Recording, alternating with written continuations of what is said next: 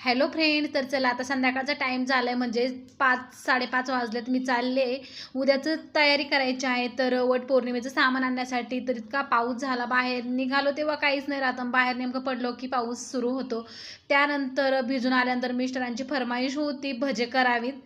त्यासाठी आता मी भजी बनवते. ते मस्त मिरच्या घेतल्या, लसूण घेतला, सोलून घेतला, त्यानंतर यामध्ये जिरे टाकून घेतले, कांदा कट करून घेतला, ओवा टाकला, कोथिंबीर टाकली, हळद टाकली आणि बेसनपीठ टाकून, म्हणजे पाणी न घालता बेसनपीठ मी त्यामध्ये मिक्स केलेलं आहे.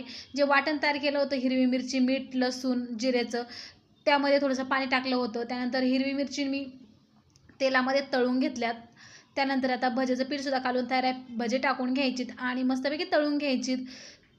तर असं भिजल्यावरती कोणाकोणाला असं गरमागरम खावंसं वाटतं, नक्कीच कमेंट्समध्ये सांगा.